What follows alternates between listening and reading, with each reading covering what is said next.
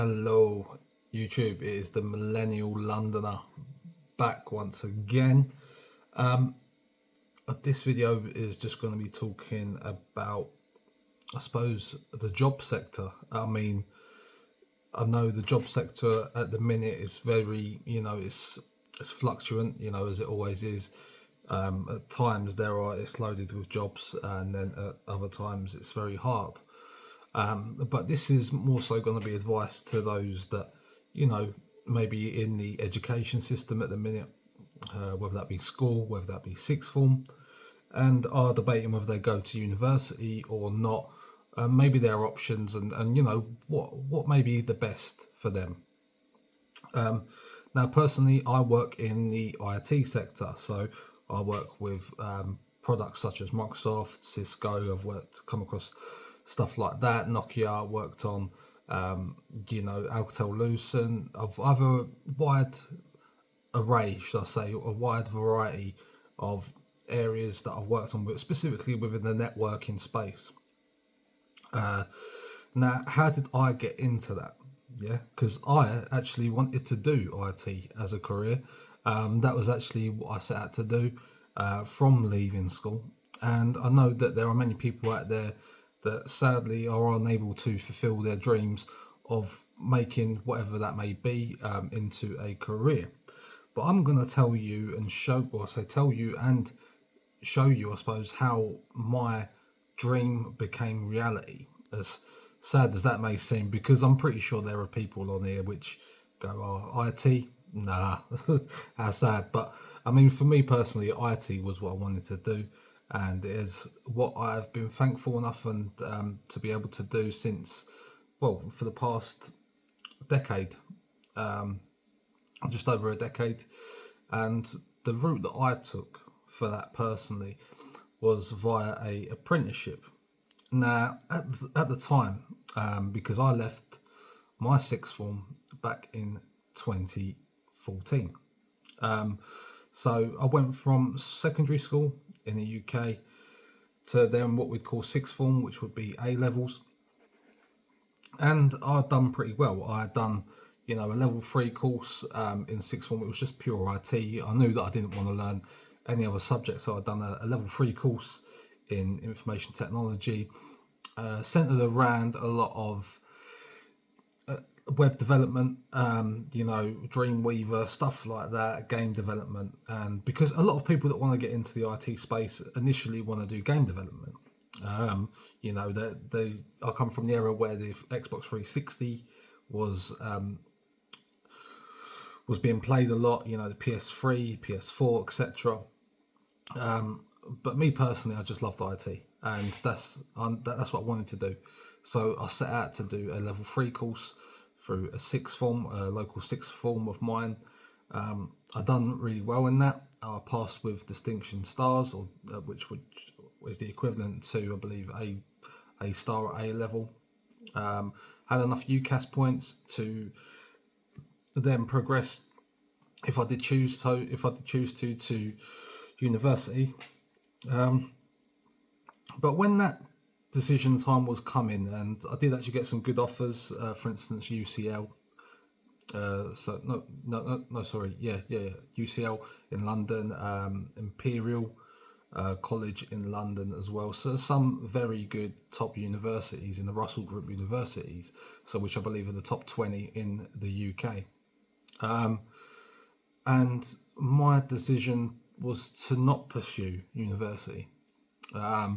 My reason for that, even though I could very well do so, was purely because I knew that if I was to attend university, I would be more interested in the lifestyle of university, which would entail going out, partying and clubbing. And I don't know why, but when I reached 17, going on 18, I just thought to myself, I'm done with education in certain regards, and I want to pursue my career, my ambition. And I did actually apply for apprenticeships even when I left school, at the age of 16. Sadly, well, no, I did actually get offers, actually. One was to actually work at a local college of mine which I did do for a week. But the wage, I must admit, wasn't appealing. And also it was relearning and rehashing what I was doing, which was a level 2, and I wanted to progress. So I then enrolled into level 3 at the college, my local college. Didn't like that, more centered around game development. And so I took a back step, and at that point in time I was a bit worried about where my life would go, I suppose, in terms of options, because sixth form wasn't really an option for me. I went to a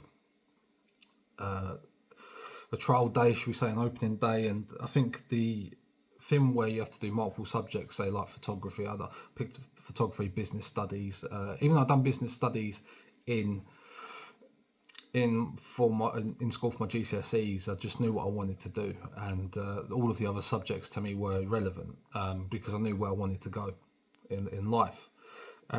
So yeah, that's why I stuck to a sixth form course, which was purely IT, and thankfully another local school done a full IT course in sixth form. So I jacked in the apprenticeship, which was a level 2 one after school, literally after working there for a week or two. And yeah, I was like, I know I can do better than this. So, which is no knock, because I just knew where I wanted to go. It didn't feel right, and it was more of an admin role. So I then done my course at sixth form for 2 years. As I said, accumulated a lot of UCAS points. Went to open days for universities, got offered places, but ultimately chose to turn it down. At that time, I was applying for apprenticeships after leaving sixth form, or on the lead up to sixth form, whilst also working a part-time job on the weekends. So literally I was straight 7 days a week, 5 day a week studying, 2 day a week on the 2 days on the weekend working. From there, I then was lucky to get a apprenticeship with a big telecommunications firm here in the UK. I was a bit disheartened, I'll be completely honest, when I originally got it, because even though it's a good thing to get an apprenticeship, I was in a similar situation as to what I was at the first apprenticeship which I'd done, which was rehashing a course that I'd already completed. And the reason for this is because the apprenticeship was a level 3 apprenticeship that was hosted by this big telecommunications firm here in the UK. What happened there is that I then was slightly disappointed, but then I carried on. It was paying a total of £13,000 a year. Now, at the time, back in 2014, my mindset was like, oh, this is pretty good. And I must admit, it's one of the best things I've done, was to pursue apprenticeship, because I was working in the sector that I wanted to. I was earning a decent salary, I was earning money. I wasn't in debt through university fees or anything like that. And I was obtaining a level 3. So technically I've got 2 level 3s now in IT. So, I mean, I was a little bit disheartened, as I said, but I pushed on. And what I pursued to do is complete that level 3 course within a year, or I say year and a half, which I did. And I then wrote a business case to my employer, saying that I would like to pursue a BSc degree in IT, and how it would be beneficial to the business. Now, the company itself actually ran level 4, level 5 apprenticeships. So what they essentially done is they put me on the level 4 or 5 apprenticeship course with the other intakes. So if I roll back a little bit, that's why I was previously disappointed, because I knew that they offered level 4, level 5 apprenticeships.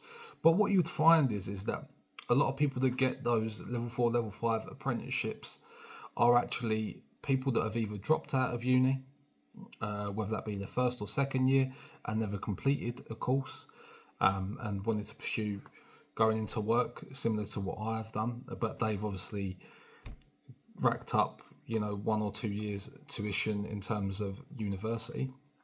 Or you'd even find this, people that have been to university fully and completed their BSc, and they're just trying to get a job. And what they've managed to do is go via a apprenticeship and then redo their qualification.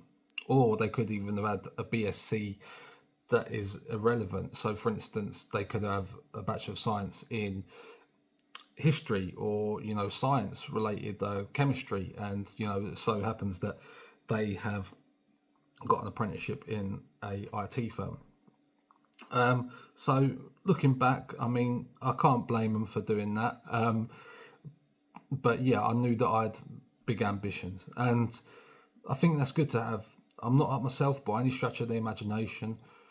I just knew what I wanted. I knew what I wanted to achieve within myself, and it's good to have that ambition and drive, especially within this sector. You do need it. What happened there then is, as I said, I was successful in my business case, which was good. I was over the moon about, and I then started to do a foundation degree in IT networking. Now that required me to go to University of Staffordshire up in Stoke-on-Trent way, and that was for a total of 3 years, part-time.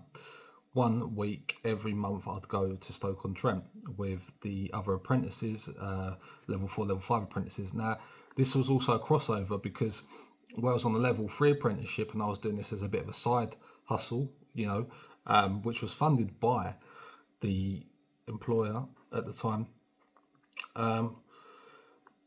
I was then assimilated into a full wage prior to actually completing my BSc, or should I say my foundation degree.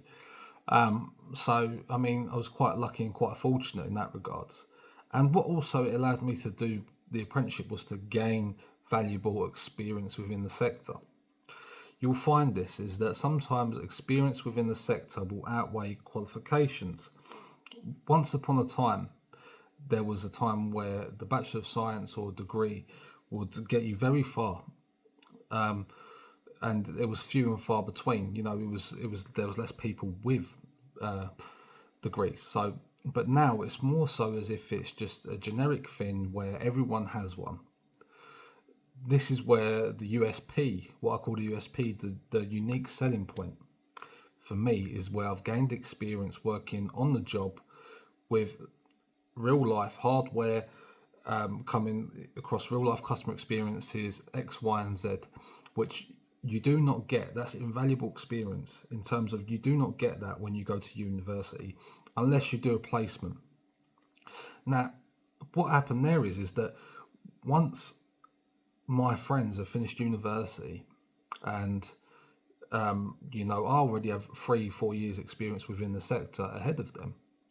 So then that then positions me to go for better jobs, better job prospects, and so on and so forth. That is the key, I think, in terms of all this. I 100% am so glad that I had done an apprenticeship. Back in the day when I was, choosing what to do, apprenticeships were not anything that was taught to us to go for within my local area anyway. It was very honed in on the further your education, go to university.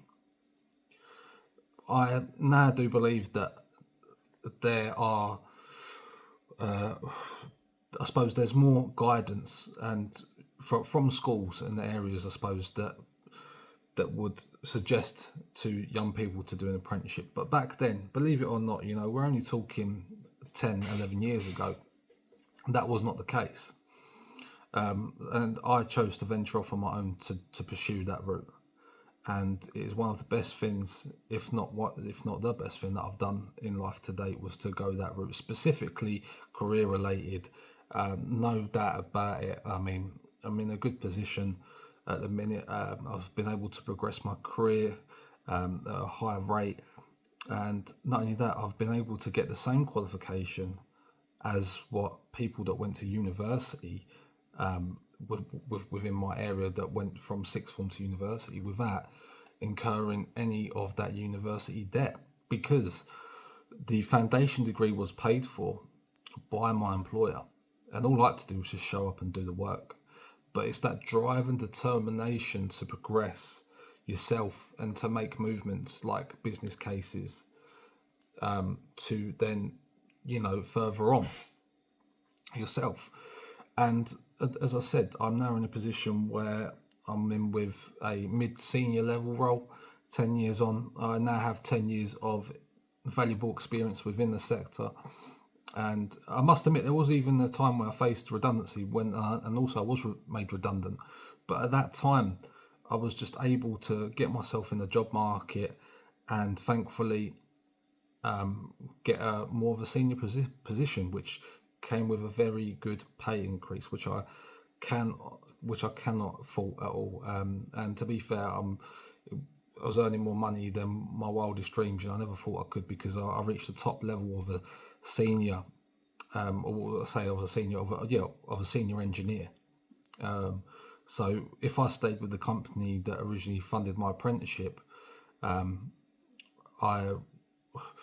would have never made the money that I am in the position today, thankfully. And touch wood, I mean, everything goes smooth. You never know what's happening with the job market, but that was one of the best things ever as well that could have happened to me.